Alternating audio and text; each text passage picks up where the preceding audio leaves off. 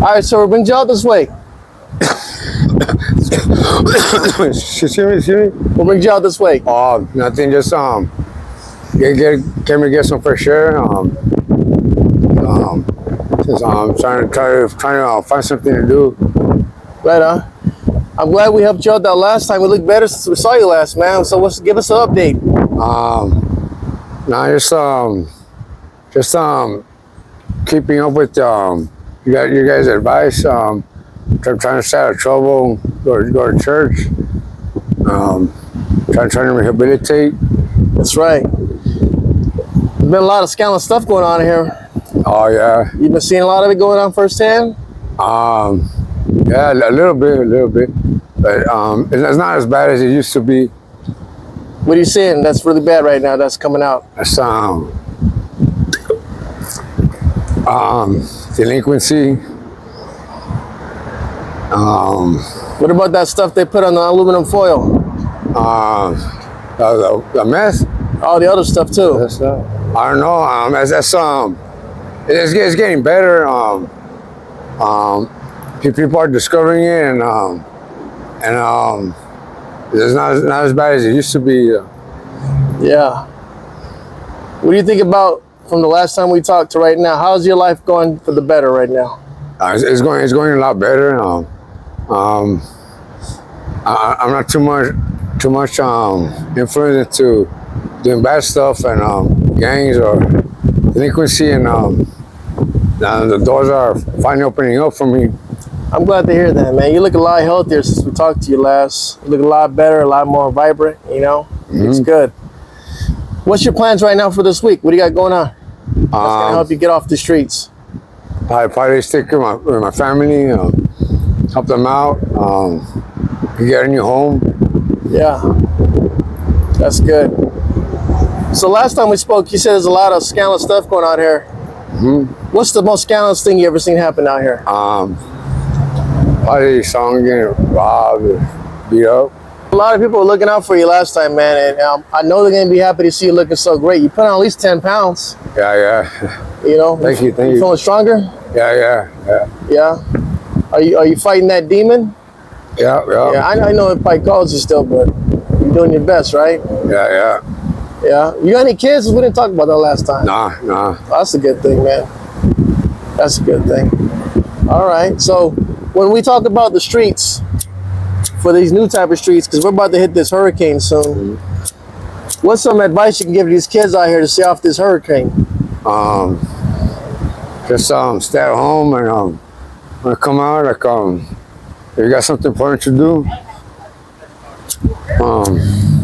my advice, so men could do a job, the men are working, could do a job. When you wear that pride shirt, you obviously got a lot of pride. Do you find that coming out like that really helped you? Yeah. When you find yourself out here on these streets and you see us out here, people like us who want to help out a lot, we want to, have the people understand that it's not only you out here like this, it's thousands of people in this city looking like this, millions of people in this country looking like this.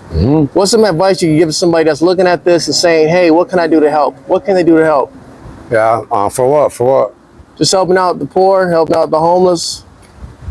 Donate money, buy donations, probably what people need. Yeah, I appreciate that, and I appreciate your time, and I appreciate you working and sticking to that program we gave you. We're gonna help you out again, and give you some more advice as to programs that are gonna be able to assist you. Yeah. And it was great seeing you again, sir. All right, thank you. Take care of yourself. All right, sir, what's your name? John Summers. What brings you out this way, sir? I've been buying fentanyl in the Riverside area for about 2 weeks now. Tell us about how it's getting big out here with that stuff. I've seen tons of people overdosing. Everywhere you walk, there's foil on the ground. Yeah. And the only reason I went to it is because I was in a sober living, and one of my roommates gave me some. I was taking the blue pills, and before that I was taking the blue. Can we go around this thing right here? Because I think it's loud with that music. And before that, I was taking like Norcos. So it's a progression through opiates into whatever's cheap cheaper and more effective, and then also more dangerous. So, when did drug abuse start for you, sir? Drug use probably started when I was like 15, when I got into my dad's Vicodin. Okay. There's a lot of like verbal abuse in the house, and I didn't get too bad, but enough psychological abuse that it was just an escape. It's just certain people, there's certain chemicals that just kind of either put you at ease, and I don't know, one thing progresses to the next. Like obviously it started with weed, but it only really gets worse the more you try to escape. And I ended up working at, I got a really good opportunity to work at a corporation. I'm not going to name what it is. Yeah. I was making like 6 figures, and one of my coworkers, and I hadn't touched opiates for like 10, 15 years. And one of my coworkers had given me an M80 or M80 and M30, and I started doing those, and I was able to maintain for about 4 years. But after that, my work started to decline, and after 10 years and like just starting my career, I ended up in sober living and going through 3 treatments. Can we talk about like the childhood? Like what was your childhood like, sir? For the most part, it was a good childhood. Like my mom was really caring, and my dad, he was a construction worker, and he got injured. That's hence where I got the pain pills from. And he never abused it because his parents were alcoholics, but both my parents chose not to drink or use drugs or of any type. So it wasn't them as bad influence. It was just, I don't know if it's skipping generation or something that's out of sight becomes more enticing. Yes. Can you tell us about like your first night out on the streets? Like what was the disconnect? Was it like going from home to the streets? What was that first night like?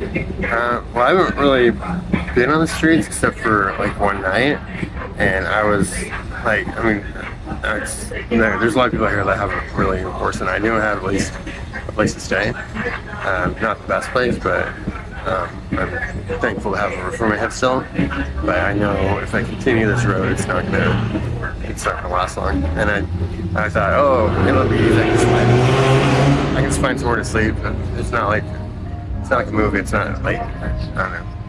It's not Central Park. You're not just gonna lay there and everything's gonna be fine. Like you look around and people are out for themselves, and it just seemed too dangerous to sleep. So I just stayed up. Are you like from around this way? Not to get too specific, but are you like a transient person? Like you go from state to state, or you? No.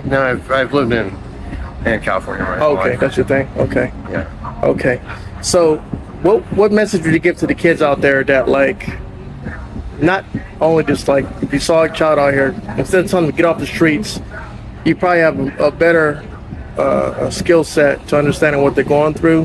What would you tell a young child to get off these streets? Pretty much any opportunity that you take, like any hobby in school, just following your interests and not letting your music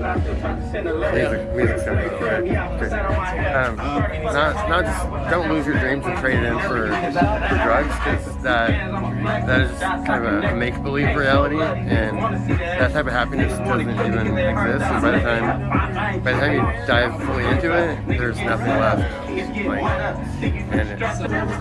Well, sir, I appreciate everything. Thank you for helping us and talking to these kids out here. Appreciate it.